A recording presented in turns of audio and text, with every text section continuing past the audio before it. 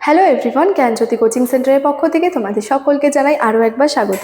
আজকের ক্লাসে আলোচনার বিষয় হচ্ছে যে write a short note on Purana সম্পর্কে, অর্থাৎ এই যে পুরাণ বিষয়টা রয়েছে সেটা নিয়ে কিন্তু আজকের এই ক্লাসের মাধ্যমে তোমাদের সঙ্গে কিন্তু সংক্ষেপে একটা আলোচনা করব। তোমরা যারা NBU অর্থাৎ নর্থ বেঙ্গল ইউনিভার্সিটির অধীনস্থ বিভিন্ন কলেজগুলিতে পড়াশোনা করছো, তোমাদের জন্য আজকের ক্লাসে ফার্স্ট সেমিস্টার মেজর 2 হিস্ট্রি থেকে কিন্তু একটা খুবই গুরুত্বপূর্ণ বিষয় এই পুরাণ, এটা নিয়ে আলোচনা করব। ঠিক আছে? আচ্ছা, প্রথমত আমরা যে বিষয়টা আলোচনা করবো বা যেই বিষয়টা সম্পর্কে জানবো সেটা হচ্ছে পুরাণ কি। ঠিক আছে, বা পুরাণ বলতে কি বুঝিয়ে থাকে।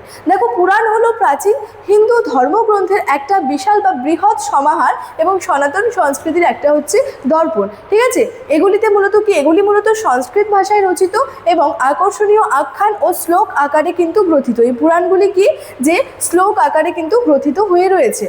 যেমন এখানে বলেছে দেবদেবী, রাজা, ঋষিদের রোমাঞ্চকর উপাখ্যান এতে বিস্তারিতভাবে কিন্তু বর্ণিত হয়ে আছে।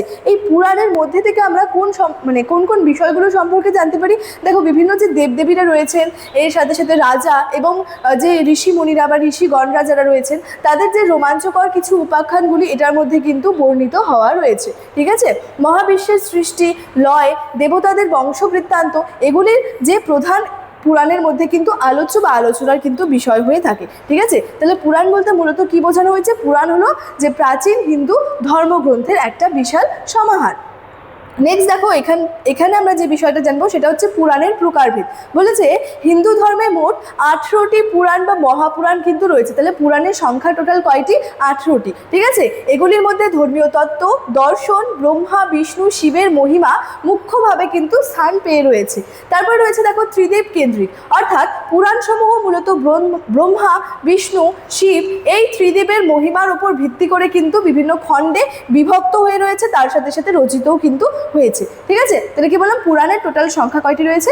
18টি। নেক্সট রয়েছে পুরাণের পঞ্চলক্ষণ। বলেছে দেখো, প্রাচীন সংস্কৃত পণ্ডিতদের মতে একটি আদর্শ পুরাণের মূল 5টি বৈশিষ্ট্য বা লক্ষণ থাকে। কি কি? প্রথমটা রয়েছে স্বর্গ, যেটা মহাবিশ্বের প্রাথমিক সৃষ্টি। দ্বিতীয়টা রয়েছে প্রতিসর্গ, যেটা প্রলয়ের পর পুনঃসৃষ্টি। তৃতীয়ত রয়েছে বংশ, যেটা দেবতা ও ঋষিদের বংশ তালিকা। চতুর্থত রয়েছে মন্বন্তর, যেটা মনু বা মহাজাগতিক সময়চক্র। 5 নম্বরে রয়েছে বংশানুচরিত, যেটা হচ্ছে প্রাচীন বংশের ইতিহাস। তাহলে কি? প্রাচীন সংস্কৃত পণ্ডিতদের মতে একটি আদর্শ পুরাণের 5টি মূল লক্ষণ বা বৈশিষ্ট্য লক্ষ্য করা যায়: স্বর্গ, প্রতিসর্গ, বংশ, মন্বন্তর এবং বংশানুচরিত। ঠিক আছে, এই বিষয়গুলো কিন্তু পুরাণের ক্ষেত্রে লক্ষণীয়। দেখো, কিছু রয়েছে কয়েকটি উল্লেখযোগ্য যে পুরাণ, যেমন রয়েছে বিষ্ণু পুরাণ, যেখানে কি হচ্ছে বুঝতেই পারছি এটার মাধ্যমে যে ভগবান বিষ্ণুকে সর্বোচ্চ সত্তা হিসেবে বর্ণনা করা হয়েছে। তারপরে রয়েছে দেখো ভাগবত পুরাণ, যেখানে কি করা হচ্ছে শ্রীকৃষ্ণের জীবন ও লীলা যেটা রয়েছে সেটা বিস্তারিতভাবে বর্ণিত রয়েছে।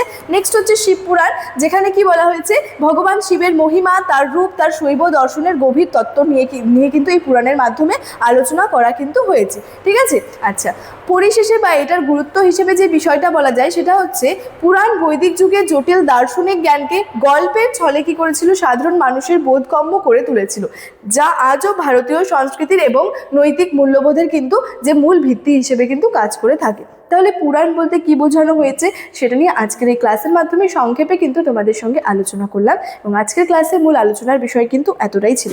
ক্লাসটি শেষ করার আগে তোমাদেরকে একটা ছোট্ট ইনফরমেশন দিয়ে রাখি। তোমরা যারা ভাবছো আমাদের সঙ্গে এই সেমিস্টার অনলাইনে যুক্ত হবে, তারা স্ক্রিনে 2টি নাম্বার দেখতে পাচ্ছ। এই নাম্বার দুটি হলো আমাদের জ্ঞানজ্যোতি কোচিং সেন্টারের অফিসিয়াল হেল্পলাইন নাম্বার। যে কোনো একটি নাম্বারে যোগাযোগ করে যুক্ত হয়ে যেতে পারো। তার সাথে সাথে তোমাদেরকে কোর্স ডিটেলস সম্পর্কে বলে রাখি, তোমরা আমাদের সঙ্গে যুক্ত হলে পেয়ে যাচ্ছ proper guidance, recorded classes, high quality notes, এর সাথে সাথে 100% কমন সাজেশনস। তোমাদের সেমিস্টারের জন্য যে কোর্স ফিটা রাখা হয়েছে সেটা হলো মেজরের কোর্স ফি রয়েছে 1299 এবং মাইনরের কোর্স ফি রয়েছে 699। তো চলো, এই ছিল আজকে আলোচনার বিষয়। দেখা হচ্ছে পরবর্তী ক্লাসে। Thank you so much. Thanks for watching.